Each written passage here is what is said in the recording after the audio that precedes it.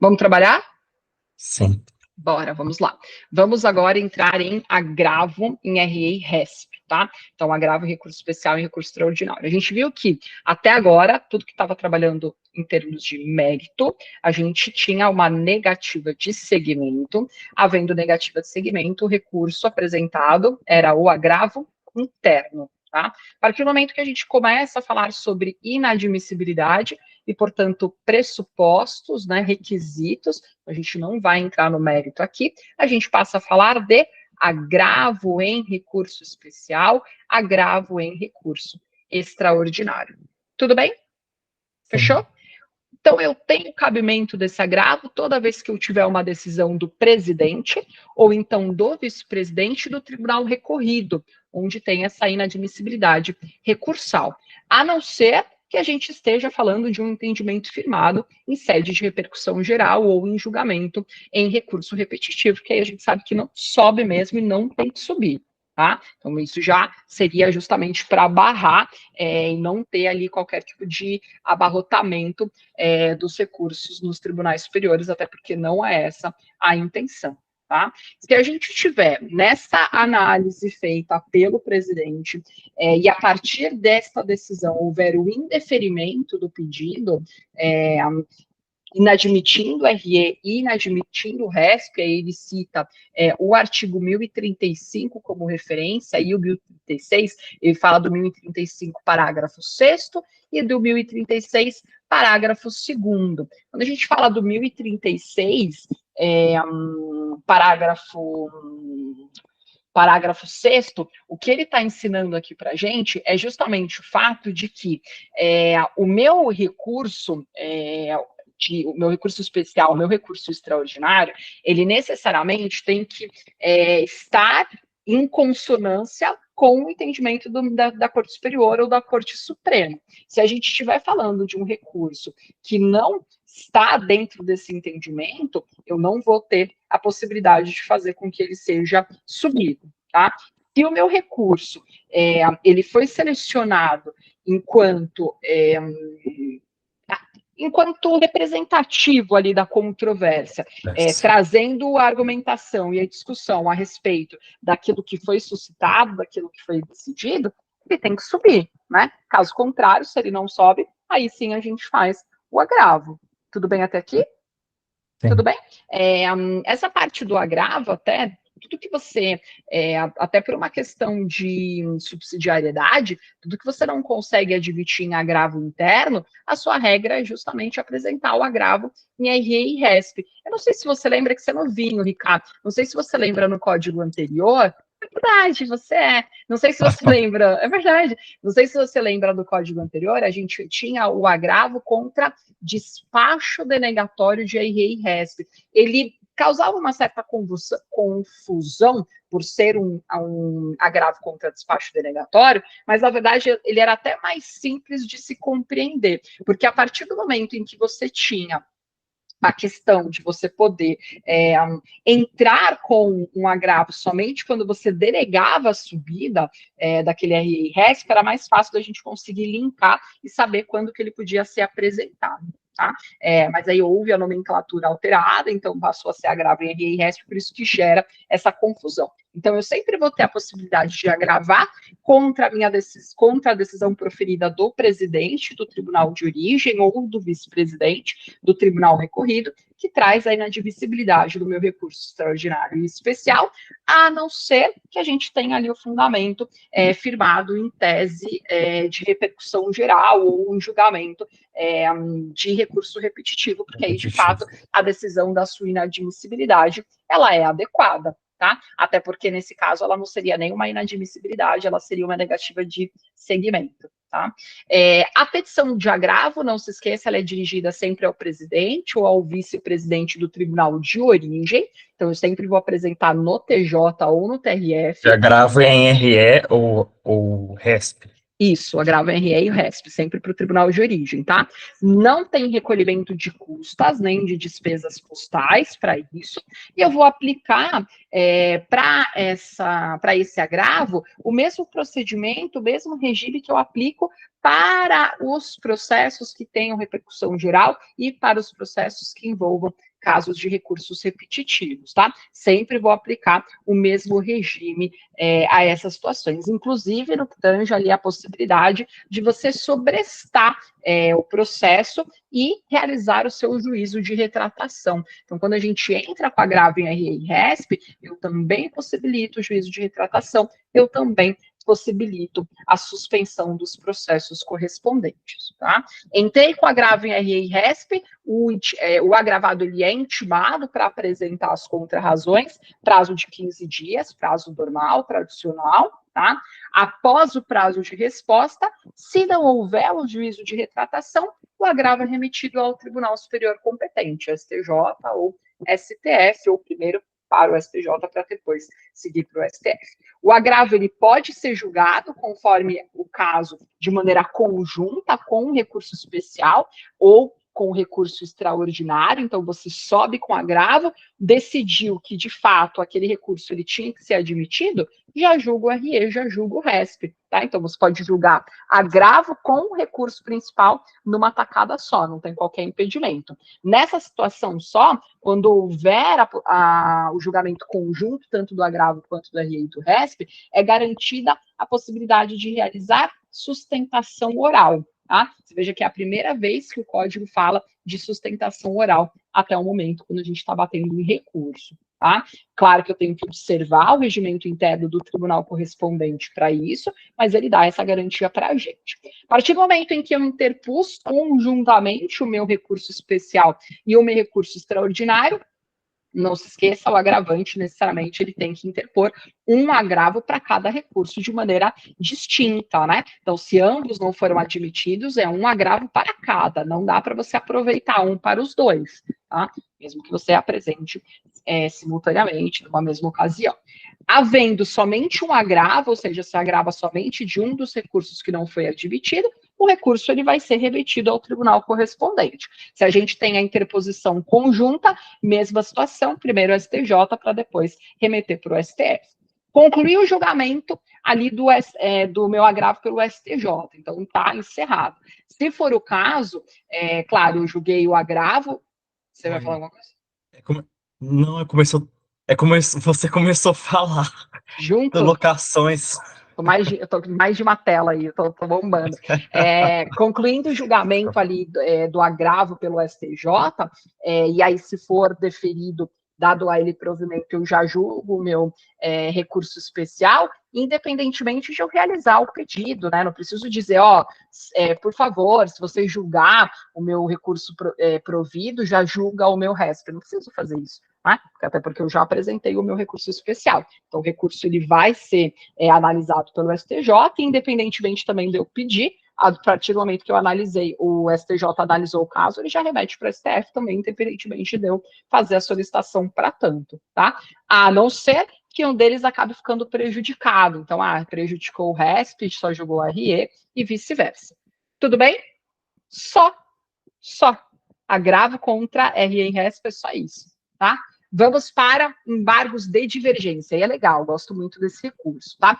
O embargo de divergência, ele é apresentado, guarde isso na cabeça, perante órgão fracionário, tá? Nunca órgão pleno, não tem como apresentar embargos de divergência de órgão pleno. É até uma questão lógica, né? Se eu tenho um órgão pleno, como que eu vou ter a divergência dele para ele mesmo?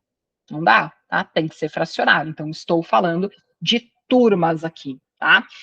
Eu vou embargar diante do órgão fracionário sempre que eu tiver ou um recurso extraordinário ou um recurso especial com divergências de julgamento. Então, eu tenho uma turma julgando de um jeito, outra turma julgando de outro.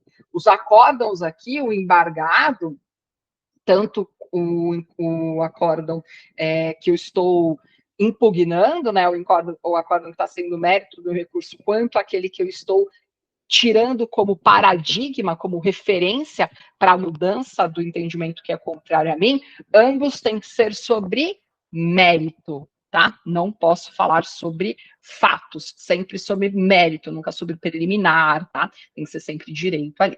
Se eu estiver diante de um recurso extraordinário ou um recurso especial que divirjam em relação ao julgamento de qualquer outro órgão do mesmo tribunal, sendo um acórdão de mérito e outro que não tenha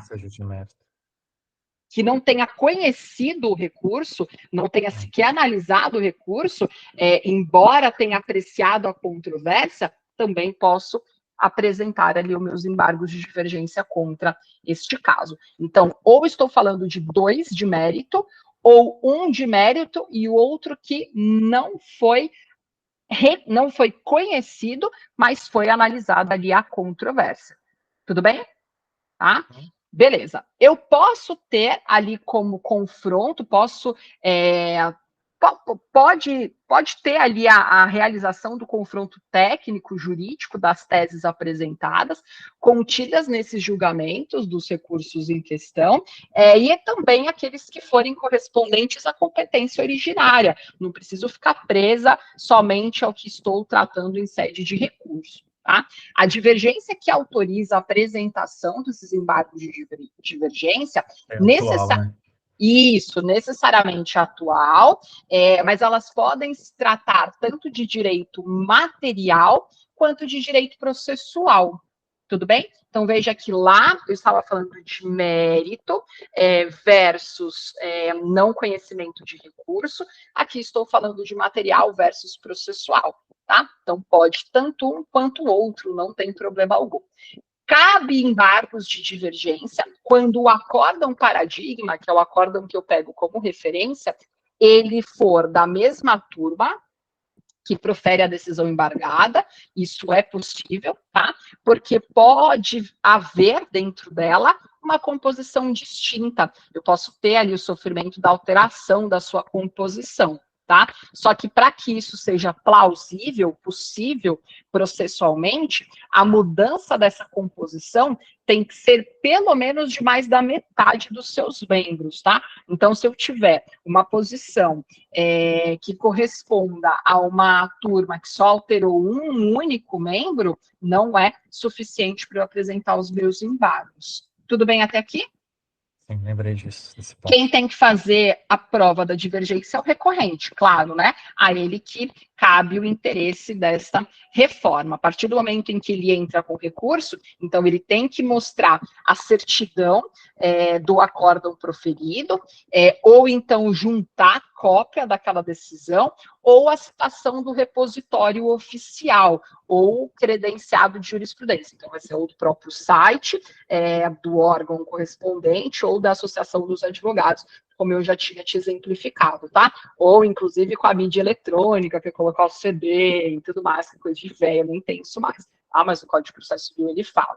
Tudo bem? Então, ali você vai fazer a juntada dessa documentação e vai também demonstrar onde aquilo foi publicado, vai juntar o acórdão divergente, vai trazer ali a reprodução do julgado que está disponível na internet, falando de onde você retirou, trazendo a fonte, vai mencionar as circunstâncias que mostram que eles são semelhantes ou ali que simplesmente se assemelham, identificando os pontos comuns. Diga, Rica.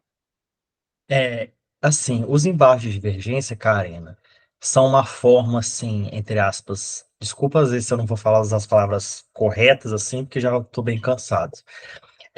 Porque, por exemplo, né, essas questões dos precedentes judiciais, quando o advogado, enfim, né, entra com recurso, ou bota uma tese que já está pacificada, ou tem julgamento de capos, enfim, né, geralmente a iniciativa é do tribunal, fala, olha, isso daqui já está pacificado, não sei o quê. Os embargos de divergência é como se fosse o lado contrário, o advogado vai falar, olha, né, vocês, é meio uma chamada de atenção, vocês estão viajando, as turmas mesmo estão se... Seria isso? Não é uma chamada de atenção, porque Não é uma chamada de atenção, é uma, né, você não... buscando direito mesmo, mas assim... Você não é obrigado a ter ministros que pensem igual. Então, se numa turma você tem a decisão num sentido e a outra contradiz aquela mesma análise, isso é juridicamente possível, né? Não teria algum problema, por isso que não é uma chamada, mas é justamente para isso. Então, quando você está ali no tribunal e você sabe que uma outra turma decidiu de maneira favorável a você e esta onde foi distribuído o seu recurso, ele está contrário, aí sim você apresenta o embargo de divergência para falar, ó, vocês têm que se decidir, vocês são do mesmo tribunal, um está falando uma coisa, o outro está falando outra. Né? Eu entendo que você não tenha me dado provimento, mas se tivesse então distribuído para outro lugar, eu teria ganho o processo? Aí você pede para unificar. Tudo bem? Sim. Tá claro? Sim, aham. Tudo bem? Beleza. No recurso de embargo de divergência, eu vou sempre observar o que está estabelecido no regimento interno do tribunal que ele está tramitando, isso não vai mudar, tá? A interposição do embargo de divergência no STJ, ela interrompe, tá? A interposição, ela interrompe qualquer prazo correspondente ao recurso extraordinário para qualquer das partes. Então, a partir do momento em que eu tenho a divergência sendo protocolada, eu já tenho a sua interrupção do meu recurso extraordinário. Se os embargos de divergência eles forem desprovidos, ou então eles não alterarem a conclusão do julgamento anterior, o recurso extraordinário que tenha sido interposto pela parte contrária, antes da publicação do julgamento dos embargos de divergência, ele vai ser processado e julgado independentemente de ratificação, não vai mexer, até porque a decisão não foi alterada. Tudo bem? Sim. Beleza? Preciso entrar na Constituição Federal para falar sobre os cabimentos de recurso especial e extraordinário com você? Não. Certeza? Não. Sim. Eu Sim? gostaria, se a gente tivesse finalizado. Se Finalizei. a gente quer Se a finalizar. gente não precisa Ah, então eu emitir, quero ir pra súmula. Eu acho que eu vou querer ir pra súmula. você não vai querer execução fiscal, rescisória, nada do que você Não, não tinha tem falado. necessidade, não. Então É, vamos. Então vamos. Abre para mim STJ, por favor.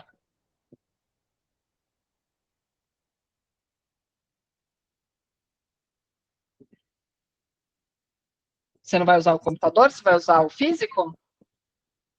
eu prefiro o computador, né? É por conta da atualização. Tá.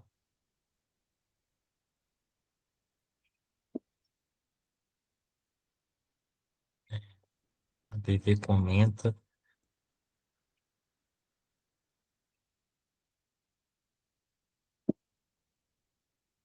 Tem uma pastinha só suja e tudo. Isso é chique demais, para.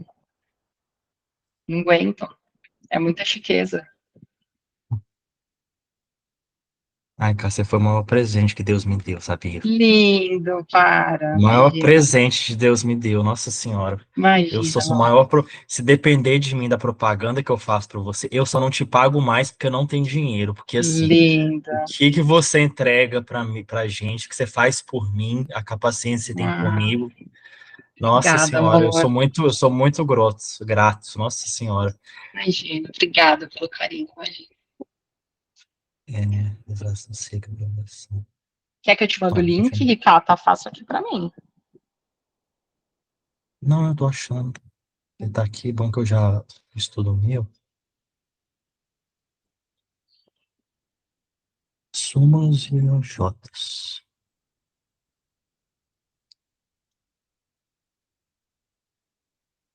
Pronto, achei. Bora?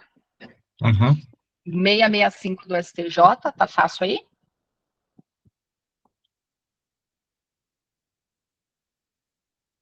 Sim. 665.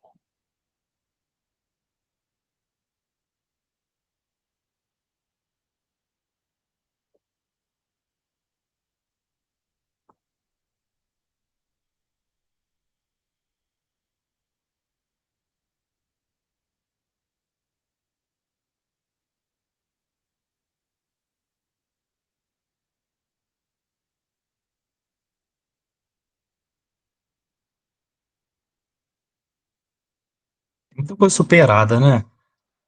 Tem bastante.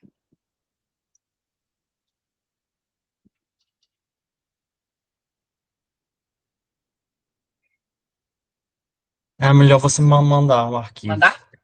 Mano. Isso aqui eu acho que está separado por Oi. matéria.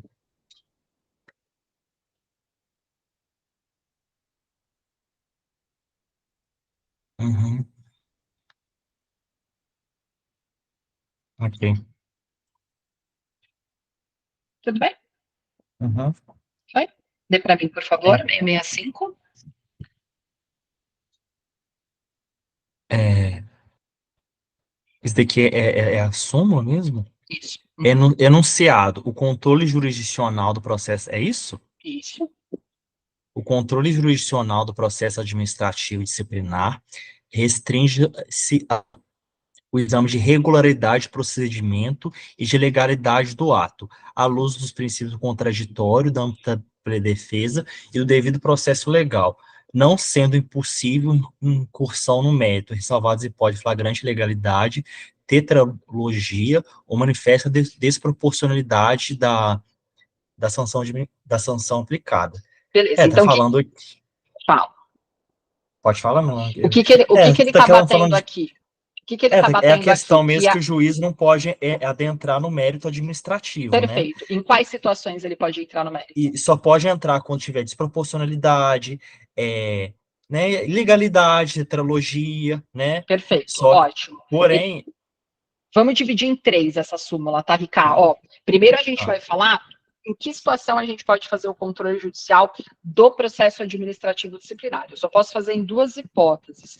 Quando eu tiver, primeiro, algo que afronte a legalidade do ato, tá? Então, eu preciso de um procedimento ou de uma ação que traga ofensa à legalidade daquele ato administrativo, ou então que ofenda a regularidade do procedimento. Então, eu só posso entrar para analisar aquele PAD, o exame por parte do judiciário, eu só posso ingressar na análise desse tema para avaliar esses dois aspectos, regularidade ou legalidade. Ok? Tudo isso em observância aos princípios da ampla defesa, contraditório e princípio do devido processo legal. Três princípios, portanto. Tá? Então, preciso analisar a situação fática, mas sempre respeitando esses três princípios, ok? Em qual situação a jurisprudência entende, aqui, uma jurisprudência simulada, de que seria possível adentrar no mérito administrativo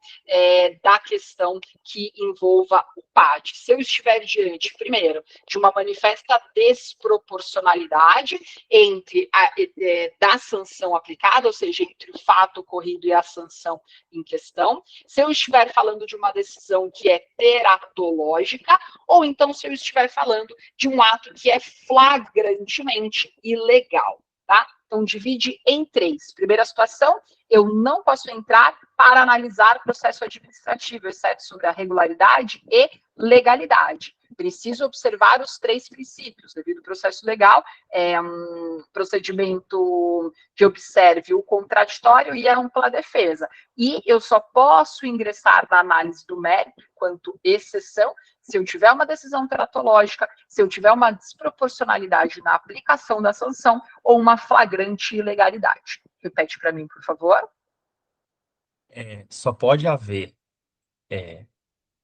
incursão no controle do judiciário, no processo administrativo disciplinar, quando houver flagrante ilegalidade, é, tetralogia ou desproporcionalidade, né, na sanção aplicada, porque, em regra, não será possível adentrar no mérito administrativo. Perfeito. Isso daí sempre respeitando, né, o contraditório, ampla defesa, devido processo legal. Matou. Tá? Ótimo. Vai para a súmula 663 agora, por favor.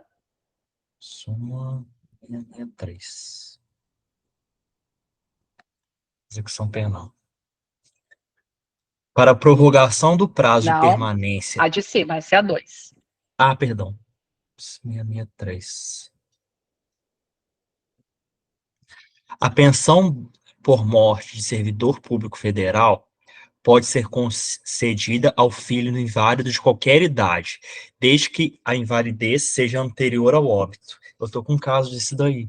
Legal. Que Que inclusive, não desculpa, precisa, não precisa esperar, não precisa, né, o fato de ser maior, né, ainda mais agora que o maior, né, o absolutamente incapaz, não inclui os casos de pessoas que não podem mostrar o próprio discernimento. Isso não, né, não impede a pessoa de não receber, né, né, por exemplo, uma pensão, enfim. Então, se for antes, né, se fosse maior e, e fosse deficiente, né, é, não é receber nunca, mas agora, com essa mudança, precisou simular isso para dar essa exceção, né? Já que, isso, já que agora o deficiente é plenamente capaz por qualquer ato da vida civil, né?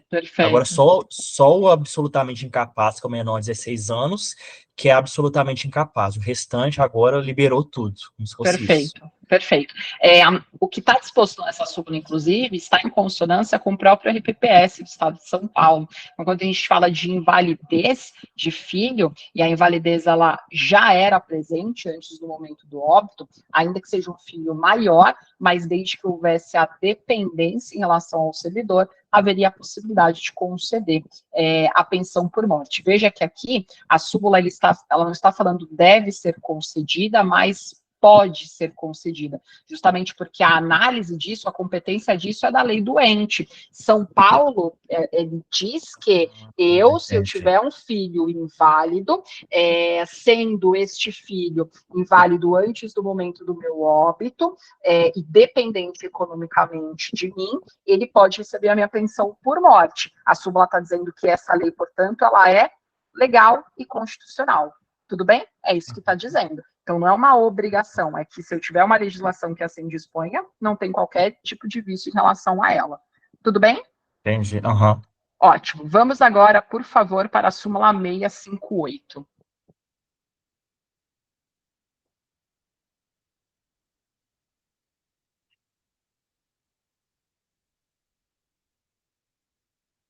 O crime de apropriação indébita tributária pode ocorrer tanto em operações próprias, como em razão de substituição tributária. Ah, justo, né? Eu tenho um funcionário, eu faço o abatimento, por exemplo, do que eu repasso a ele a título de imposto de renda, e não pago isso, não faço o recolhimento disso para a União. Olha, eu estou ali incorrendo numa apropriação indébita tributária. Não interessa se eu sou substituta tributária ou se aquele recolhimento, na verdade, é pessoal, é meu. Tanto faz, né? O crime é o mesmo. Então, tanto numa operação que é própria, quanto numa operação que corresponda a uma substituição tributária, a partir do momento em que eu embolsei essa grana, o crime é de apropriação indébita tributária. Tudo bem? Súmula seguinte, 657. Salário maternidade. Atendidos os requisitos de segurada especial no RGPS e de período de carência, a indígena menor de 16 anos faz jus ao salário de maternidade. Nossa, que Justo, né? maravilha. A gente está fazendo essa aula, estou bem defasado com o sumo. E é justo, né? Se você for pensar, poxa, ela tem os requisitos de segurado especial. Por que, que ela não teria direito, né? Então, se eu estou atendendo aos requisitos do RGPS e atendi o período de carência, o fato de eu ser indígena, menor de 16 anos, olha, tem que ser mesmo algo que me enquadre ao salário maternidade, eu tenho que fazer jus mesmo esse recebimento. Tudo bem? Uhum. Tá? Sim. Lê para mim, 656, esse aqui é legal. Só o líder de novo. Tem um segurado especial, né? Despejo de carência de menores de 16 anos, vamos maternidade. Qual agora? A seguinte, 656. 6556. Contrato de fiança. É válida a cláusula de prorrogação automática da fiança na renovação do contrato principal. A exoneração do fiador depende da notificação prevista no artigo 835. É válida a cláusula de prorrogação automática da fiança na renovação do contrato principal. A exoneração do fiador depende da notificação prevista. É. Porque assim, o fiador, o fato de ele estar, entre aspas, ser fiador, não quer dizer que ele pode sair a qualquer hora, né? Isso, só que, ó, veja É, que interessante. Você assistiu a minha aula de contrato de fiança, não assistiu? sim, aham. Beleza. Aqui eu pergunto a você, ele está tratando da hipótese, um exemplo, do meu contrato de locação que estava por 30 meses e passou a ser por prazo indeterminado? É a mesma situação? Não, Não. Por quê? Porque o que está sendo prorrogado aqui não é só o contrato principal, mas também a cláusula que fala sobre a fiança. Tá? Então, por exemplo, são situações distintas. Se eu tenho um contrato de locação por prazo certo, prazo determinado, e tem uma cláusula de fiança, só a cláusula de fiança, e esse contrato ele passa a ser por prazo indeterminado, a fiança não vai acompanhar, ok? A fiança geral. não acompanha. Oi? Regra geral, regra geral. Essa é a regra geral. Agora, se no meu contrato de locação tiver assim, que o fiador, na hipótese de prorrogação do contrato de locação por prazo indeterminado, continuará sendo garantidor da obrigação, prorrogando-se automaticamente a cláusula da fiança, aí já era, ele fica obrigado, inclusive, em relação à prorrogação. É sobre isso que a súmula está falando para a gente, ok? Sim. Tudo bem? Muito bem. Uhum. Vamos lá. Rica, fala para mim sobre o processo administrativo disciplinar. É, regra geral, o juiz não pode adentrar no mérito do processo administrativo e disciplinar, né? É, ao menos nos casos de tetralogia, de legalidade e desproporcionalidade. Desproporcionalidade do quê? Desproporcionalidade da sanção imposta. Perfeito. Observando quais A sanção, princípios? o contraditório, ampla defesa e o devido processo legal. Até quando a Certo. gente acha que não está bem, a cognição funciona, vira muito Funciona. automático o estudo, né? Mesmo quando está numa Mas eu tô baixa, ótimo, na é verdade. tranquilo. Não, É, tá bem. aham. Fala para mim sobre o servidor público civil que tem um filho inválido. É, o servidor público é, civil que tem filho, aliás, o filho inválido do servidor público civil tem direito à pensão por morte, né? É, é, Quando mesmo seja atingida a cometido maioridade. isso, quando ele seja cometido de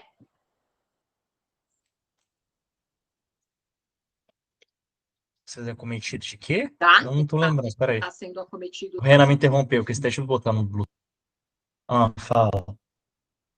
Aproveita que eu tô ele tá bonzinho. sendo Renan quer perguntar uma coisa pra você. Karina, tudo bem? Boa noite.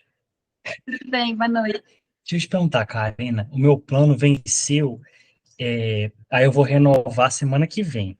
Aí, no caso, você lembra que eu te falei que a gente não teria aula amanhã? Só que aí você falou que teria. Temos? Eu falei? Mas o rapaz me mandou mensagem falando que meu plano venceu. Ah, não, é porque ele está te Eles lembrando. avisam antecipadamente. Ele só está te lembrando da renovação. Aí se Ah, você não, renova, mas eu vou renovar semana que vem. não. Aí se você renova, ele vai marcar para amanhã. Se você não renova, ele só marca para outra. É só um lembrete só. É um lembrete para se organizar. Tá, então tá. Você devia ter renovado naquela toada. Não, mas eu não consegui renovar porque meu pai pediu para eu gastar menos. Pelo menos está uníssono, né, o discurso. O problema é Ó, as. ele falou que eu sou ruim, eu fiz sanduíche para ele levar para viagem, ó, Ah, com bonitinho, carne moída. Você bonitinho. só me esculacha para os outros, só bota eu como ovelha negra. Eu só me preocupo com você, botei essa mulher na sua vida para botar, fazer você passar em concurso, Ah, Agradeço por mim. pelo menos o discurso é o mesmo do pai, né? Se muda o discurso que é o problema, mas o mesmo discurso tá bom, né? Não tem problema assim. Senão vai estar achando que eu tava fazendo drama. Não, não, imagina, né? Tipo, se você é por um filho, porque se deixar na minha casa é assim, viu? Para mim é uma coisa, mas é outra, vai achando. Dá uma vaciladinha ali, quem trata melhor tem o tratamento, quem dá patada tem outro, é foda, né? Eu sou patada, então já sabe. Muito bem. Aí eu repete então. Então, direito administrativo, servidor público, a gente estava falando do Escutando. filho. Você fica quietinho, não vai ter interrupção. A gente está falando do filho, que é acometido ali de invalidade, certo? Então, o filho acometido de invalidade, ele vai ser beneficiário ali da aposentadoria correspondente à pensão por morte do seu genitor, independentemente da sua idade, desde que, claro, respeitada ali a legislação do ente. Tudo bem? Sim. Repete para mim a súmula. Repete. Que o filho inválido, né, do servidor público federal, ele pode, de acordo com a legislação do ente, receber pensão por morte após atingida a maioridade. Perfeito, certinho. Fala para mim sobre a apropriação indébita tributária. A apropriação indébita tributária, ela não se restringe apenas aos crimes próprios, mas também no caso de substituição tributária. Isso, não crime próprio, operação própria, tá? Porque crime Operação próprio é própria. outra coisa. Isso, perfeito. Uhum. Salário maternidade da indígena. O salário maternidade da indígena da indígena gestante, segurada especial, é devido se cumpridos os períodos de carência, mesmo elas sendo menores de 6 anos. Perfeito. Fala do contrato de fiança. A cláusula, né, do contrato de fiança depende de notificação do fiador,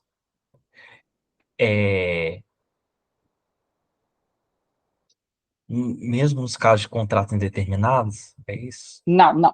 Ó, a cláusula do contrato de fiança, quando a gente tiver que esta se prorroga automaticamente, o STJ considera como válida. Então, eu posso ter a previsão de uma prorrogação automática da cláusula de fiança, não tem problema nenhum. Tá?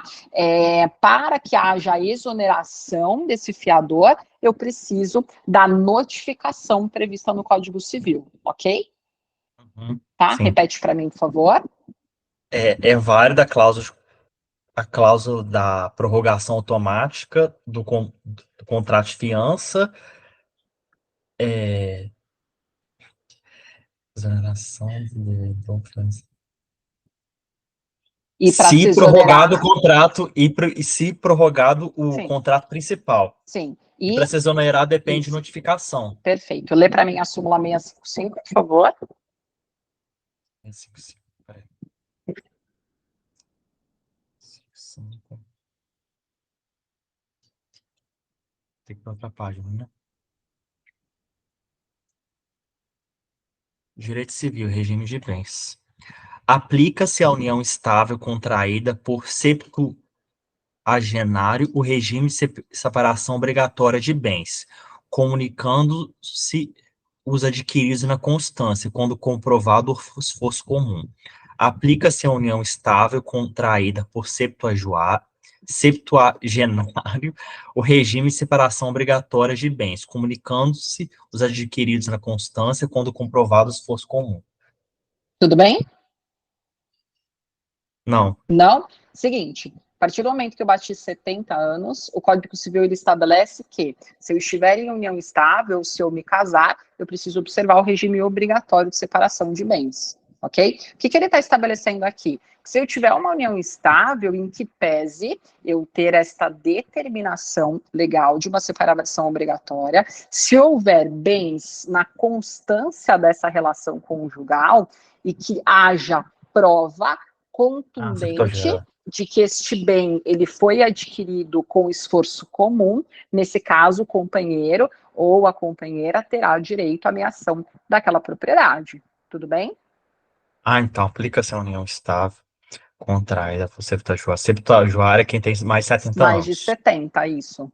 Regime de separação obrigatória de bens, comunicando ou adquiridos na constância quando comprovado esforço comum. Ok. Tudo bem? Aí é o seguinte, Uhum. vou fazer um adendo aqui. O Supremo Tribunal Federal recentemente julgou um caso prático, onde ele entendeu que, em que pese o Código Civil estabelecer o regime obrigatório de bens, é possível que estas pessoas, no momento do casamento ou da celebração de uma união estável, façam um pacto antinupcial mudando esse regime, fazendo com que seja uma comunhão universal, com que seja uma separação final dos aquestos, com que seja uma separação convencional. Então, em que pese falar-se de uma separação obrigatória, ainda assim é possível que haja a celebração de um pacto antinupcial por essas pessoas. Então, isso já é uma inovação do que a legislação estabeleceu. Tudo bem? Uhum. Explica para Sim. mim, por favor, que ele é meio confuso esse caso. É, é, vai se aplicar ao casal o regime de separação obrigatória de bens, ao casal que tiver mais de 70 anos, aos bens adquiridos durante ao, o casamento, a união estável, se comprovado o esforço comum. Eu falei certo. Certinho. E aí teve um Ah, entendimento do STF que trouxe o quê? e é possível, vamos ver se eu entendi, que no caso desses, é o casal, os dois terem mais de 70 anos ou um só? Tanto Que faz. O pode ser quê? tanto os dois quanto só um, O que regime vai ser obrigatório? separação. É, Não, obrigatório. Um tendo 70 já tem o já é regime obrigatório. suficiente. Uhum. Então, é possível que esse casal faça, no pacto antinupcial, a possibilidade de fazer, tipo, uma verbação de poder mudar o regime de bens. Perfeito, certinho, tá? A Né? próxima tese, lê para mim, por favor. Tributário, ICMS. A tabela de preços máximos ao consumidor, PMC, publicada na ABC Pharma, adotada pelo Fisco para a fixação de base de cálculo ICMS, na sistemática de substituição tributária, não se aplica aos medicamentos destinados exclusivamente para uso de hospitais e clínicas. A tabela de preços máximos ao consumidor, PMC, publicada na ABC Pharma, adotada pelo Fisco para a fixação da base de cálculo de ICMS na sistemática de substituição tributária, não se aplica aos medicamentos destinados exclusivamente para uso de hospitais e clínicas. Tudo bem? É uma forma de isenção, né? É uma forma de você trazer um benefício. Um benefício fiscal, na verdade, né? É porque você, se você for pensar, você não teria nem a incidência aqui, porque você não está trazendo a circulação dessa mercadoria enquanto comércio. Ali você está usando para consumo da tua própria atividade. Tá? Então, você tem ali justamente a não aplicação dessa tabela para os medicamentos que são destinados para as clínicas e hospitais por conta disso. Eles não estão revendendo isso, eles estão usando para o tratamento médico. Tudo bem? Tá? Próxima tese. Carolina, vou fazer uma pergunta, você sabe que você pode se falar comigo tudo que você pode. Se eu te dou minha liberdade pra você, eu, sabe? Você acha que eu sou grosso com o Renan, às vezes? Eu não vou te falar grosso, mas, por exemplo, agora que ele perguntou se ele podia ficar junto, eu, no seu lugar, não teria dispensado ele. Né? Teria falado, não, Não, eu chamei ele pra ficar junto. não, você é um peste. Você falou assim para ele, pode, mas você fica quieto. Então, ele já pode ter se queimado, entendeu? Você poderia Não, ter falado assim, não. não, Eu falei pode, assim. aproveita, fica e Não, estuda eu falei comigo. assim, Renan. Não, eu falei assim, pode. Não, foi não, fui, eu falei sim. Inclusive, eu chamei, falei, Tá não fui. gravado, seu descarado. Depois você vai assistir. Tá Não, então tá gravado, bom. seu descarado. Ele perguntou: posso ficar aqui? Aí você falou: pode, mas fica Não, quieto. ele perguntou. Eu falei assim, não pode entrar. Hum. Não, Depois pode escrever. entrar entrando na porta. Mas aí ele Pode sentou do entrar e seu pode fazer a ladinho. pergunta. Não, você deixou. Ele entrou, ele falou: posso fazer uma pergunta? Você falou: não, pode. Ele entrou e perguntou. Tá. Aí ele sentou do seu ladinho. Aí ele falou: posso ficar aqui? Aí você falou: pode, mas fica quieto. Aí ele levantou e Não, escafedeu-se. na verdade eu não falei certa expressão. Falei ficar quieto no sentido que é pra aula render, não ficar fazendo Sim, pergunta. sim, Não, óbvio, né? já me expressei. Mas Mas sabe o que? Que isso daí ao- não é nem maldade, é impulsividade, TDAH, agressividade nossa. mas eu vou te falar uma coisa. Para algumas pessoas pode ser até uma Uhum, maldade ou uma malcriação, mas é uma relação entre irmãos, então isso é normal, bem normal, né? uhum. Outra coisa, isso é foco. Então pode, mas ó, fica quieto que eu estou estudando. Isso é Então, foco. Não, então, então, o fato de você ter sido firme não significa que você está errado, entendeu? É uhum, diferente. Às vezes a gente é mal criado, a gente é grosso, mas a gente não tem razão para entendi. ser. Isso é um problema. Nessa situação, você foi duro, você foi firme, mas você está errado? Não, você está focado em estudar. Então, não vejo Uhum, problema. Tá? Mas a relação entre irmãos é uma reação. Mas a relação uhum, entre irmãos é uma relação que oscila entre o carinho e a austeridade, né? A gente é áspero muitas vezes. Eu com meu irmão, eu amo meu irmão, mas se meu irmão chegar e falar, ai, Karina, não sei o que, eu falar, vai cagar, vá pra merda, não tem sentido. Porque é uma relação de utilidade, a gente tem uma troca ali, tudo bem, né? Não tem problema. Se você está errado, você está priorizando aqui tem prova domingo, né? Está priorizando o teu objetivo, ok? Tá? sim, uhum. Muito bem, a gente estava falando sobre direito tributário, falamos sobre ali a base de cálculo do ICMS, legal. Passa para a súmula 653 agora, por favor. Sem prioridade as mais recentes, né? Uhum. O pedido de parcelamento fiscal, ainda que deferido, interrompe o prazo prescricional, pois caracteriza confissão extrajudicial do débito. Tudo bem? Parcela. Ah, tá. Então a gente tem que tentar fazer uma diferença, né? O parcelamento é uma modalidade de suspensão da exigibilidade do crédito tributário, mas ele também é uma forma de interrupção do prazo prescricional, que é uma coisa, situação diferente. Justamente porque você reconhece aquela dívida, tá? Então, a partir do momento que Confissão você extrajudicial. reconheceu, recomeça a contar o prazo tudo de novo, porque quando você pede o parcelamento, está reconhecendo que aquele ato trata-se de algo legal e que você realmente deve. Tá? Então, acaba fazendo com que haja um novo cômputo para a fazenda, interrompendo o prazo correspondente. Tudo bem? Uhum. Próximo, 652. 552. Direito ao dano ambiental. A responsabilidade civil da administração por danos ao meio ambiente, decorrente de sua omissão no dever de fiscalização, é de dever solidário, mas de execução subsidiária. Está tranquilo, É, né? Essa caiu na GU, né? Eu lembro que eu acertei porque tinha estudado Ótimo, então com você. E ótimo. também, uma coisa que eu decoro, até fiz essa pergunta no Telegram esses dias, né? Para ver se eu tava com o negócio certo.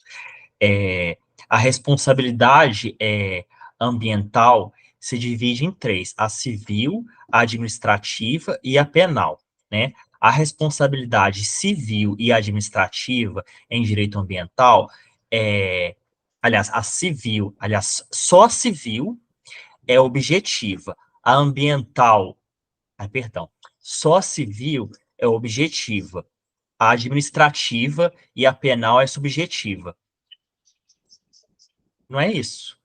Quando você está falando de uma responsabilidade para fins de indenização do patrimônio do meio ambiente, a gente está falando de uma responsabilidade objetiva. A questão Mas me explica. onde você está onde você está enquadrando a responsabilidade administrativa, tá? Porque a responsabilidade administrativa a gente pode estar falando da recomposição daquele habitat, ou a gente está falando, por exemplo, do recolhimento de uma multa, aí é diferente, tá? Então, Uhum, na verdade, a referência que você está trazendo é de um julgado, onde ele faz a responsabilidade, ele divide, né, a responsabilidade ambiental em civil, penal e administrativa, né?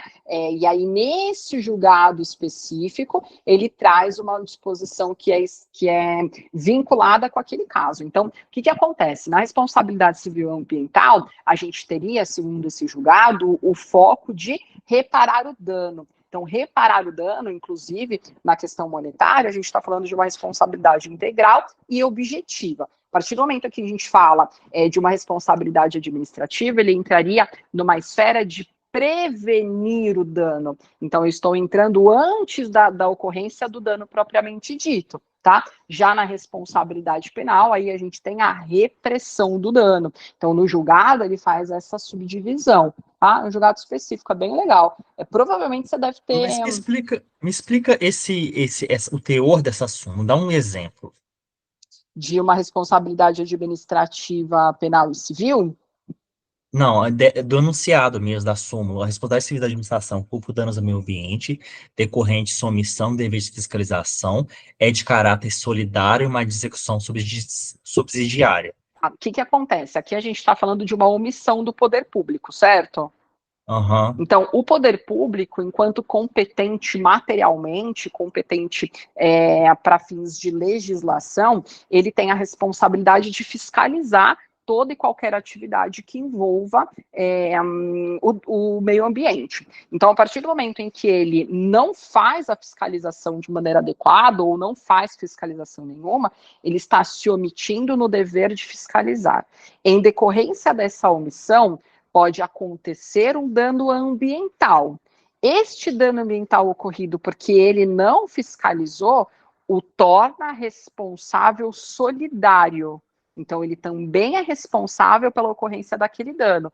Só que ele só pode ser executado subsidiariamente, ou seja, quem causou o dano realmente é quem tem que ser executado primariamente, depois de esgotado o patrimônio de quem de fato deu causa. Pode ser a pessoa física ou jurídica, tanto né? faz, tanto faz. Ah, Depois tá, de executar o patrimônio todo da pessoa que deu causa, aí sim você pode responsabilizar a administração pública. Isso. Ah, entendi. Tudo bem? Tá? Ok aqui? Sim. Segue o jogo próximo. Deixa aqui. Improbidade administrativa. Isso daí, eu já até ia falar isso daqui. Compete à autoridade administrativa aplicar a servidor público a pena de demissão em razão da prática de improbidade administrativa, independentemente de prévia condenação por autoridade judiciária à perda da função pública. Ou seja, não precisa ir para o âmbito judicial para aplicar a pena de demissão ao servidor público no caso de improbidade administrativa. Perfeito, isso, né? Perfeito, certinho. Tá? Próxima tese. Também de processo administrativo disciplinar. A autoridade administrativa não dispõe de discricionariedade para aplicar ao servidor pena diversa da demissão, quando caracterizadas as hipóteses previstas no artigo 132 da Lei 8.112 de 1990. Quer dizer que, na verdade, a autoridade administrativa, ela tem que obedecer à legalidade, né? É isso, eu não posso escolher se eu vou aplicar ou não. Se está previsto expressamente que aquela ação é causa de desligamento, eu sou obrigada a desligar. Não posso sair dando colher de chá para ninguém, eu tenho que desligar aquele servidor. Ok? Tá. Tá? Entendi. Segue o jogo. ICMS. Não incide. Não incide ICMS. Eu estou abrindo, dá para ler embaixo mesmo. Não incide ICMS sobre serviço de transporte interestadual de mercadoria destinada ao exterior. Essa questão mesmo, né? Já está até na lei aliás, está na GSS, né? O que for para o exterior, ou seja, exportação, até para estimular, né, a questão econômica, não vai incidir ICMS, né? Perfeito, aí não tem sentido. Só vai incidir no caso de importação, para não deixar todo mundo invadir aqui, né? Aí não tem sentido, por exemplo, eu não cobrar o ICMS exportação na fronteira e sair cobrando por todo o trajeto que ele teve no território nacional. Não tem sentido. Se ele é destinado para exportação, o trajeto dele inteiro é imune, ok? Tá? Volta para mim, por favor, sem olhar, eu quero que você fale sobre o processo administrativo disciplinar e a decisão que entra no mérito do mérito administrativo.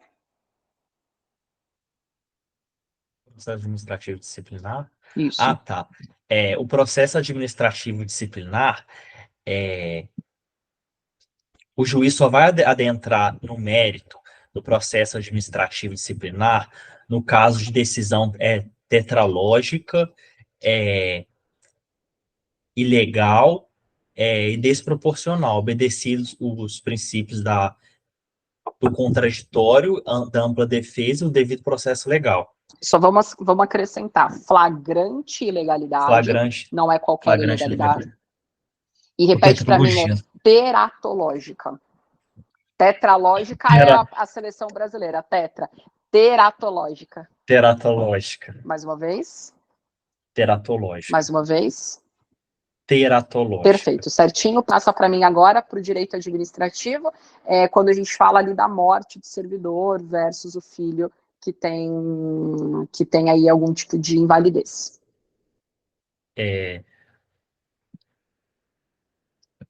O filho maior, inválido, maior de idade, filho de servidor público federal, pode receber pensão por morte. Perfeito, certinho. Se não falar nada da idade, a súmula vai estar certa?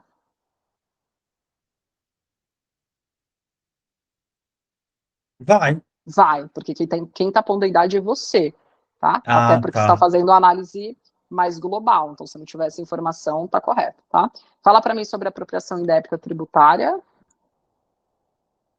aquele regime de substituição. A apropriação indébita tributária vai se aplicar tanto o crime de apropriação indébita tributária vai se aplicar tanto em caso de ação própria quanto em caso de substituição tributária. Perfeito, certinho. Salário e maternidade indígena? É devido ao salário maternidade a indígena menor de 16 anos que segurada especial que tiver atingido os requisitos de carência. Perfeito. Contrato de fiança? É válida a prorrogação automática da cláusula do contrato de fiança, respeitada a notificação, né, do artigo, não sei se é quando isso, ele né? quiser fazer o quê? Sair, ser exonerado a sua responsabilidade. Fala do regime de bens do septuagenário. O septuagenário se aplica ao regime que viveu união estável, né? Se aplica o regime de separação obrigatória de bens, na constância da entidade familiar ali, dos bens fruto do esforço comum.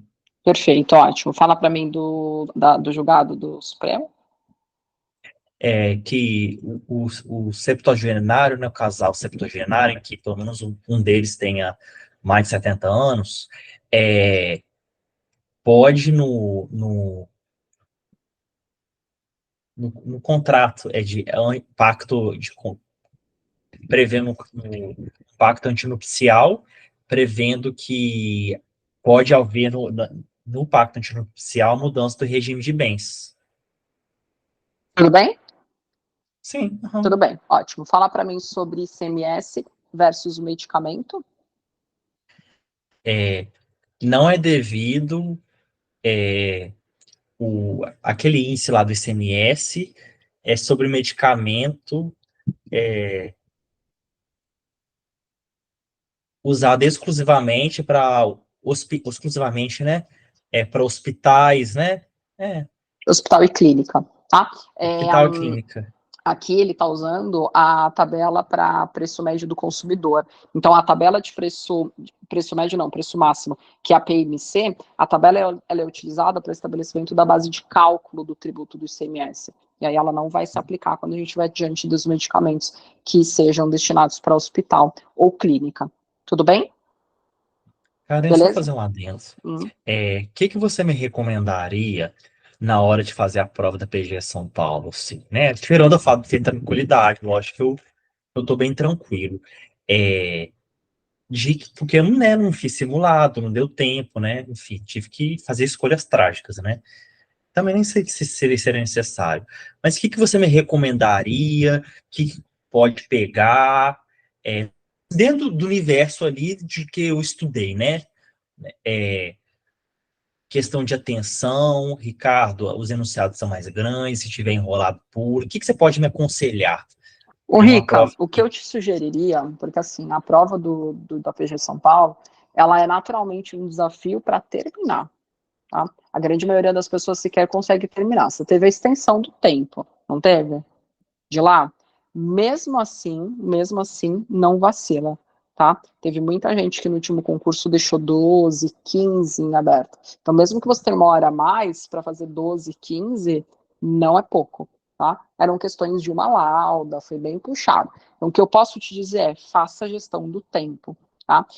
Uma coisa que sempre me ajudou, e eu indico para vocês com constância, é que vocês façam um controle fragmentado. Então, por exemplo, se você tem 100 questões para analisar e você tem 5 horas, você tem que fazer 20 questões por hora. Então, a hora que você tiver batido 20 questões, olha no relógio, verifica quanto tempo você levou para montar aquelas 20 questões, para analisar aquelas 20 questões e já anota no cantinho da tua prova. Tá? Você sabe se você tem que acelerar nas próximas 20 ou se você pode fazer no circuito normal. Tá? Então, esse controle do tempo é muito importante. Tá? Então, primeiro ponto. Eu não posso Segundo, relaxar pelo não fato de ter pode. uma hora. Não pode, É. tá? Existe a Uhum. chance que mesmo com uma hora você ainda fique devendo, tá? Segundo ponto, faça uma Foi bom eu administração ter de... feito a da PGM da Câmara de São Paulo. E Sim, assim, eu percebi, Karen, e eu conversei com uma psicóloga, que eu erro muita questão, o meu índice de acerto poderia até ser maior no QC por impulsividade, não é por falta uhum, de conhecimento. uhum, Então é uma coisa que eu vou ter que ter bastante calma, sim, tá? tá? Mas é calma sem se enrolar, tá? É calma, mas fazendo a gestão do tempo. Outra coisa, separe, a gente sabe que em concurso grande a gente tem o problema de fila, né? Fila no banheiro, fila para poder sair da sala. Um pouco antes da metade da prova, então a gente, digamos que você tenha 6 horas para fazer a prova. Quando der 2 horas e meia de transcurso, já peça para ir ao banheiro. Vai levar mais ou menos uma meia hora, de 20 minutos a uma hora, para você ter o seu pedido atendido. Conta da fila que já vai estar de gente querendo sair, por conta das pessoas que não podem ir para o corredor, porque tem muita gente transitando. Vai levar de 20 a 30 minutos. Então, peça com 2 horas e meia de transcurso e saia. Ah, mas eu não estou apertado, eu não quero fazer xixi. Não interessa, saia, tá? Sai, vai no banheiro, respira fundo, 5 minutos, tá? Não é perda de tempo, é investimento.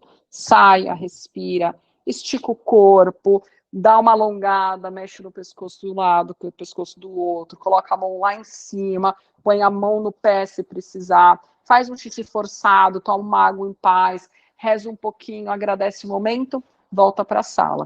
Essa respirada que você dá é uma clareza de momento sensacional. Você está hoje em dia praticando a meditação, faça meditação se precisar, de uns 5 minutinhos ali, para você dar No uma... PGDF, no meio da prova, fazendo meditação. Então, você consegue dar uma recuperada na sua energia, você consegue voltar ali no seu centro e seguir para a segunda metade da prova com mais tranquilidade. Às vezes, você até está com um tempo super apertado, mas o fato de você dar essa pausa, dar este respiro, já permite que você volte fazendo a análise mais séria, e fazendo uma análise mais tranquila, porque você está com a cabeça um pouquinho mais descansada. Então, respeite esse intervalo. É uma pausa que o seu corpo pede, às vezes sem tiar, sem você perceber, mas que ela é necessária para te dar uma aliviada na cabeça, tá? São as sugestões que eu posso te dar. Leve o que comer, sempre, não passe fome.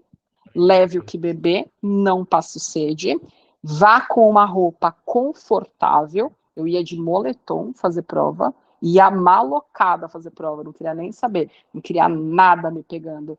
Tênis confortável, blusa confortável, e eu sempre ia com uma roupa que fosse leve, de modo que se na sala que eu tivesse houvesse qualquer problema com ar-condicionado, eu não ia passar perto, mas eu levava uma blusa, de forma que se tivesse um ar-condicionado forte, eu não ia passar perto. Então você tem que estar preparado para os dois tempos, tá? Então você não pode ter nada que te prejudique no dia, que você possa controlar. E em que pese a gente não poder controlar o tempo daquele momento, você pode controlar a sua roupa.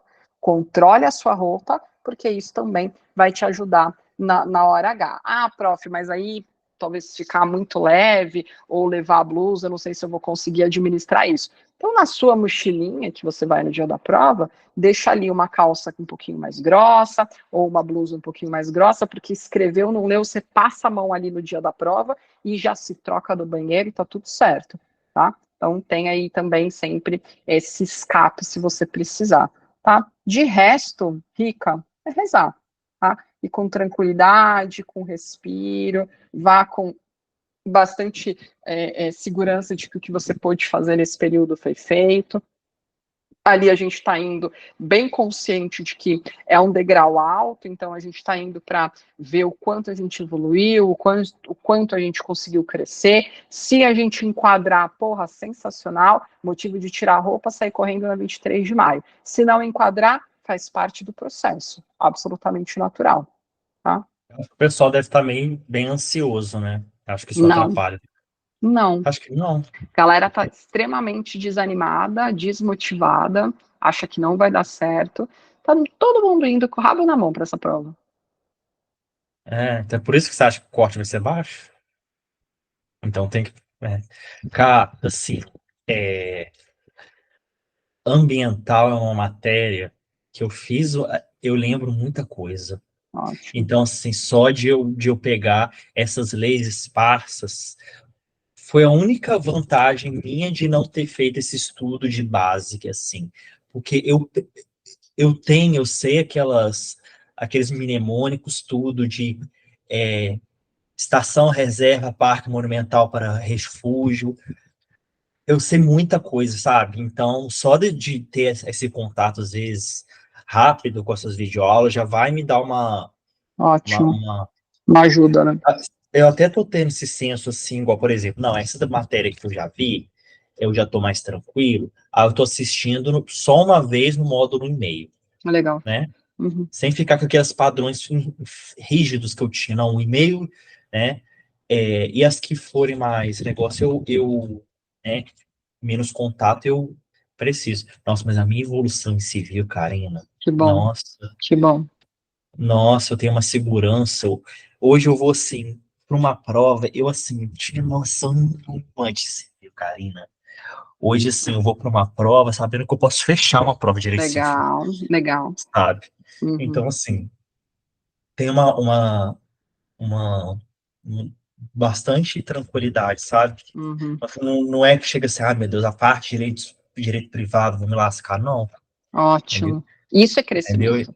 Isso é É, crescimento. É você, sim. disciplina por disciplina, e dilapidando o teu know-how, dilapidando o quanto você sabe daquele tema, e cada vez menos ser uma surpresa. É exatamente isso. Ótimo, né? Sim, Ótimo. uhum, Vamos seguir, Ricardo? sim. Parcelamento, então, dê continuidade para mim, por favor. Parcelamento fiscal versus execução fiscal. Sem ler. É, o parcelamento fiscal, mesmo que indeferido, interrompe o prazo prescricional, Por quê? interrompe o prazo, Que porque caracteriza o quê? confissão de dívida, Confissão judicial? extrajudicial, Isso, ótimo. extrajudicial de dívida. Dano É, ambiental, por favor, sem olhar. é, O dano ambiental, no caso de omissão, da administração, é de responsabilidade solidária, mas de execução subsidiária. Perfeito. Improbidade administrativa versus demissão. Cuidado administrativo da extensão. O, pode-se, pode-se, pode, improbidade administrativa, o servidor que correr improbidade administrativa pode ser demitido independentemente de se chegar à esfera judicial, né? É porque assim, não é que ele pode, é competência da autoridade. A autoridade tem competência para aplicar a pena de demissão. Isso, porque o judiciário ele não vai demitir o cara. O judiciário, ele aplica a perda da função pública. Não sim. é demissão. Ok? Tá? Repete para mim. A autoridade responsável pode aplicar. Pode não. Até. Não. Acabei de falar. A autoridade é competente para a autoridade administrativa. Boa. É competente para aplicar a pena de demissão do servidor. Perfeito. Servidor, independentemente independentemente de chegar à esfera judicial. Isso, de condenação na esfera judicial. Da perda da função pública. Perfeito, ótimo. Fala da demissão e versus discricionariedade, por favor. A demissão a demissão do servidor público não é uma discricionariedade da autoridade administrativa se estiver no rol da lei de improbidade. No rol da 812, tá? Não da improbidade. Da lei, perdão, na lei da 8.112, isso. Fala do ICMS de transporte, por favor.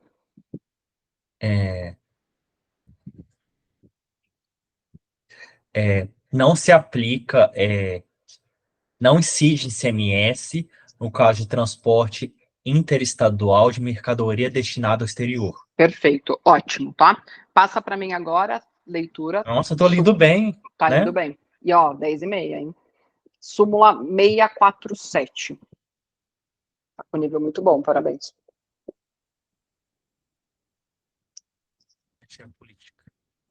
São imprescritíveis as ações indenizatórias por danos morais e materiais decorrentes de atos de perseguição política com violação de direitos fundamentais ocorridos durante o regime militar. Sem olhar, explica. É imprescritível, né? As ações de dano moral e material durante o período do regime militar. Durante o período de regime militar. Que eles importam em perseguição? No caso de perseguição política, né? Porque é uma violação de direito? Direito fundamental. Perfeito, ótimo. Vê para mim a 646, por favor. Tá indo muito bem, viu, Ricardo? Tá ótimo. 646. É irrelevante a natureza da verba trabalhista para fim de incidência de contribuição ao FGTS. Visto que apenas as verbas elencadas em lei, em rol taxativo, estão excluídas da base de cálculo, por força do dispositivo do artigo 15, parágrafo 6 da Lei 8.036 de 90. É irrelevante a natureza da verba trabalhista para fim de incidência de contribuição ao FGTS, visto que apenas as verbas elencadas em lei, em rol taxativo, estão excluídas da sua base de cálculo, por força do disposto no artigo 15, parágrafo 6 da Lei 8.036 de 90. Tudo bem? Fechou? Ou seja, tanto faz, tá? Se é indenizatória, verba, tanto faz, se é de natureza salarial, isso não importa. O que importa é que, para fins de incidência, para a contribuição ali do fundo de garantia, se eu tiver que analisar se aquela verba está dentro ou está fora, é o rol taxativo da lei. tá? Não interessa a natureza da verba, ok? Tudo bem? Próxima súmula, fraude à licitação, direito penal.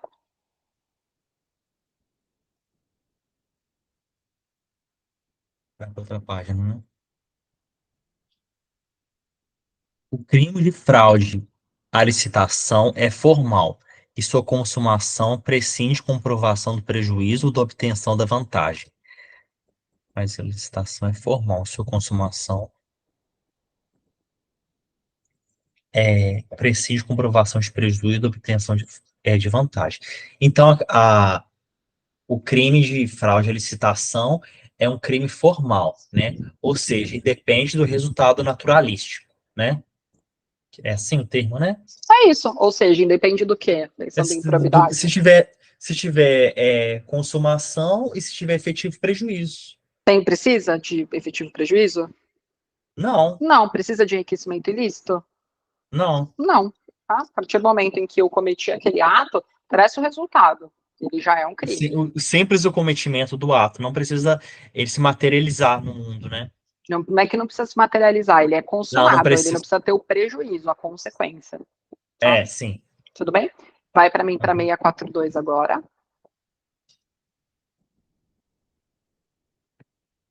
Precisa, dano moral. O direito à indenização por danos morais transmite-se com o falecimento do titular, possuindo os herdeiros da vítima legitimidade ativa para ajuizar ou prosseguir a ação indenizatória. O direito à indenização por danos morais transmite-se com o falecimento do titular, possuindo os herdeiros da vítima legitimidade ativa para ajuizar ou prosseguir a ação indenizatória. Ou seja, se o morto sofreu algum tipo de dano moral, os herdeiros deles podem ingressar em juízo para requerer essa indenização, né? Só ingressar? Ou eles podem também seguir uma ação já apresentada por ele? Ai, que essa técnica de pergunta, eu gosto muito dela. Isso daí que eu estudo, de verdade, né? Para ajuizar ou prosseguir a ação indenizatória, os dois. Perfeito, certinho, ótimo. Vai para 641, por favor. 641. A portaria de instalação do processo administrativo disciplinar. Por que você está dando risada, fala? Porque a TDAH é coisa. Porque eu rio dos meus delays do nada. Só figurado. Eu já rio de mim, desculpa, Só cara. figura, nada mais disso. Você sabe que eu consigo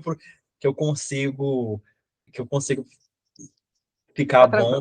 Não, fica tranquilo. Vai, 641. É meu jeito.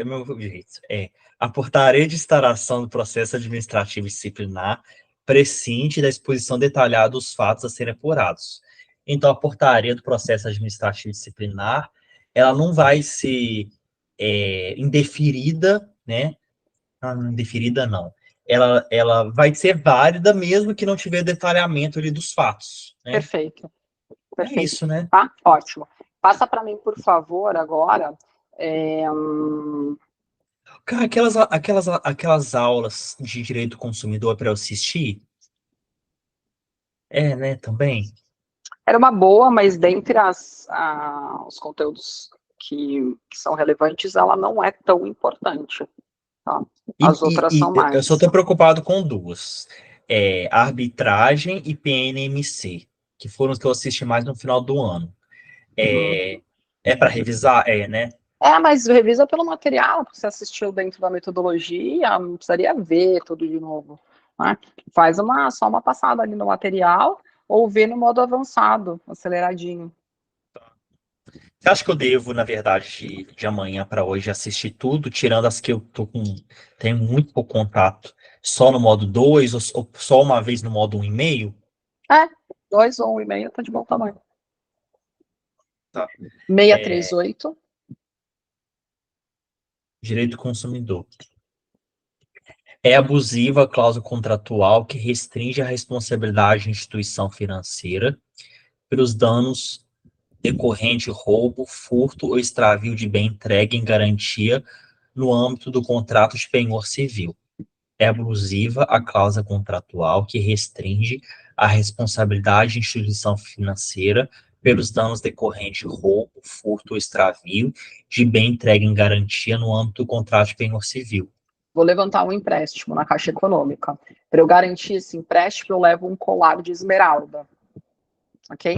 Esse colar de esmeralda, a Caixa pega, ela tem o colar em garantia, portanto, eu estou entregando em penhor aquele colar, eu pago meu empréstimo, eu quero meu colar de volta. Eu não quero um colar parecido, eu quero aquele colar. Tudo bem? Aí o que a Caixa faz? Ah, eu fui roubada. Esse é o ponto, né? E aí, justamente, é a cláusula que eles traziam a restrição de responsabilidade. Não tem restrição. Né? Se teve roubo, se teve furto, se extraviou, azar, tem que responder. Até mesmo por dano moral. Pode ser, por exemplo, uma joia de família, uma joia que eu ganhei do meu esposo, da avó falecida. Tem que indenizar. Isso é muito comum na Caixa Econômica. Tá? Tudo bem? Próxima, 637.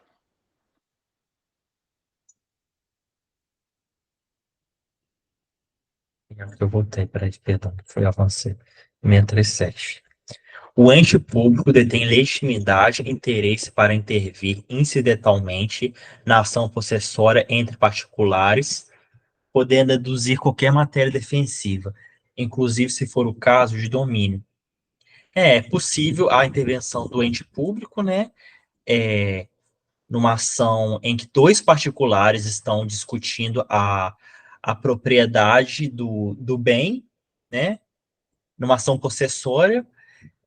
É isso. É isso, porque imagina, se você impede que o poder público intervenha, é praticamente você afastar a ele a oportunidade de não só trazer o seu Mostrar que o bem era dele, né? e trazer o seu contraditório para a defesa, dizendo que, olha, você está tentando tirar um bem da minha propriedade, mas está aqui, ele é meu, não é nem de A nem de B, então não tem como vedar, tá? A gente vai voltar agora, tá? Daqui mesmo que a gente está. Então, da possessória, repete sem olhar. É legítima intervenção do ente público, incidentalmente, em ação possessória entre particulares, podendo comprovar, inclusive, o domínio. Perfeito. Fala do contrato de penhora, CDC. É abusiva a cláusula de penhora, é, é, a cláusula de restrição de penhora, né? Restrição de responsabilidade Restrição de responsabilidade de bem dado de, em. de bem dado em penhora, no caso de roubo, furto. Deixa eu ler Perfeito. essa tese de novo. Não, tá certo, Peraí. tá querendo ler porque está certo. É isso mesmo. Tá? É abusiva a cláusula se você está tentando restringir a responsabilidade da instituição quando tem A roubo, causa com furto ou já extravio. o furto. Aham. Tudo Restringe, bem? aham. Tá Aham. certo. Tá? Rica, qual a diferença de penhor para penhora que você está misturando? O penhor é um direito real de garantia, assim como a Isso, hipoteca e a anticrese, isso. E a né? penhora? A penhora é um ato de executório, né? Isso, exato, é que você usou a nomenclatura errada, mas é isso aí, tá certinho, tá? Uhum. Muito bem. Sobe para. Sobe não, que você não tem que ver nada. Portaria de instauração do PAD.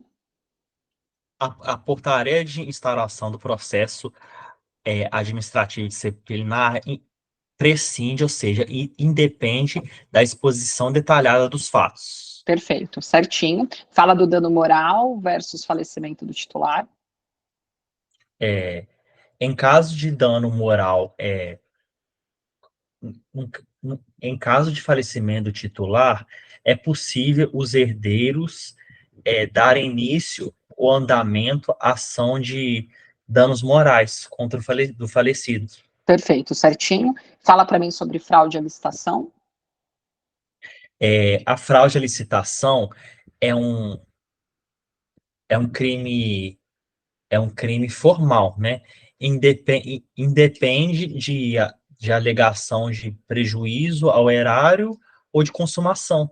Perfeito. FGTS ou de consumação, não. Prejuízo ao erário ou enriquecimento ilícito. A consumação precisa. Prejuízo ao erário, enriquecimento ilícito. Beleza?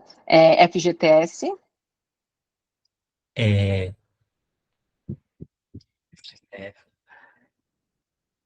é, incide. Esse tem o do É FGTS, tem. irrelevante à natureza. Tá. É irrelevante a natureza da verba indenizatória para fins de direito ao saque do FGTS. Não, para fins de incidência do FGTS. Então, só não vai incidir o FGTS sobre verbas que estejam taxativamente previstas na lei do FGTS. Não interessa se é natureza indenizatória ou salarial, não é isso que importa para incidência ou não, para fins de FGTS. O que importa é o que está previsto na lei. Tudo bem? Uhum, Conta para mim de uhum. novo. Independe a natureza da verba para fins de incidência do FGTS se tiver prevista em lei, Perfeito, certinho. Se tiver previsto em lei, conforme previsto em lei. conforme previsto em lei. Beleza. Fala da anistia política. É, é, é, é imprescritível, isso. Isso. É imprescritível as ações de anistia política, Ações de dano. de danos morais, durante o regime militar por perseguição, são imprescritíveis, né? Aos anistiados. Não, tudo bem, tá Agora, certo. Pergunta: é imprescritível para fins de dano danos morais. só? Sim. Só, material não, então, foda-se. Danos morais materiais, sim. Imaterial, isso, tá? Moral e material, beleza.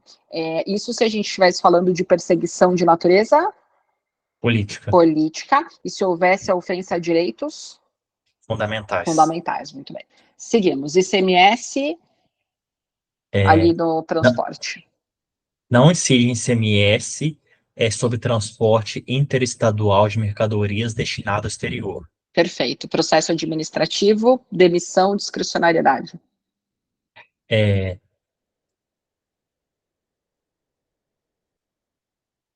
o, não é discricionária a demissão de servidor público em processo administrativo.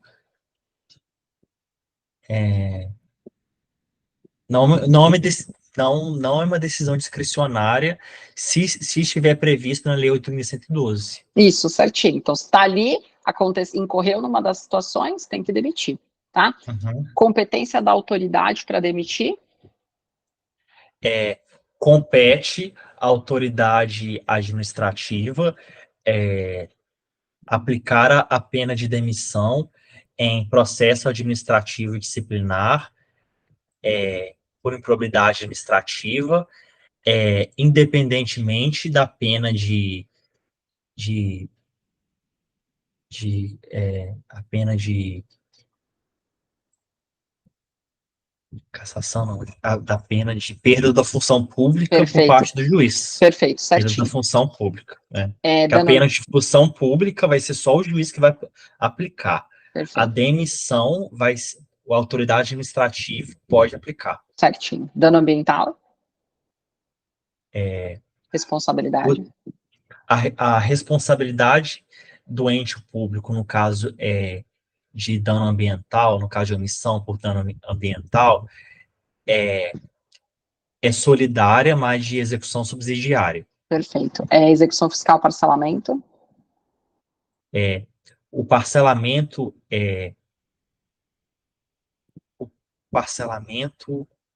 de execução fiscal interrompe o prazo, aliás, o parcelamento de crédito tributário interrompe o prazo prescricional na execução fiscal,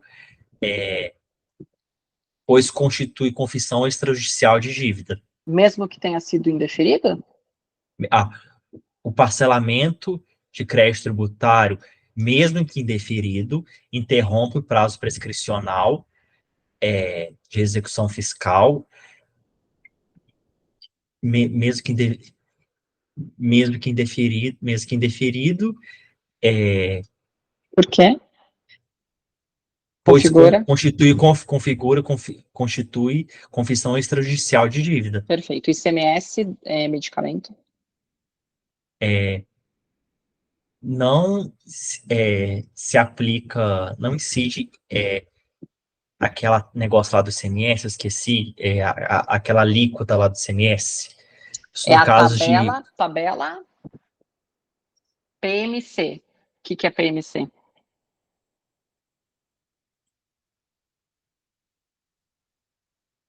majoração, não estou lembrado. Qual que Preço máximo ao consumidor. Preço máximo ao consumidor não incide a tabela PNMC, PNC, preço máximo ao consumidor, no caso de Medicamento? caso de medicamento destinado a hospitais e consultórios médicos. Perfeito, certinho, ótimo. E consultórios também, né?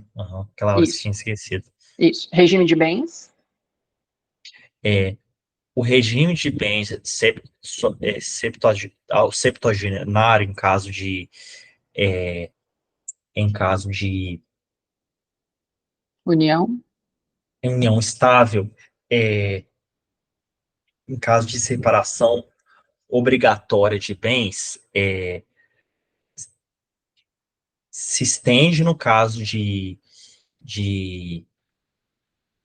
agora já deu uma quebrada já. Começa de novo.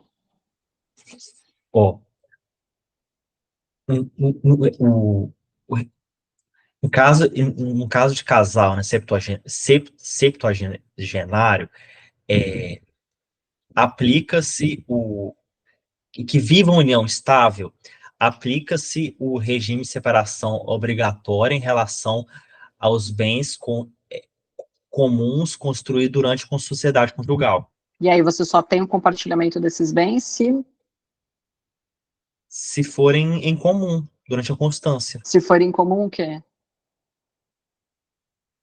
Do esforço comum. Com esforço comum, comprovado. Tem que provar. Comprovado. Não existe presunção de esforço comum nesse caso. Tudo bem? Septuagenário. Isso daí seria meio que para evitar um golpe da... Isso, aham. né? Claro. É o Sugar Daddy aqui, filha. Vai que a mãe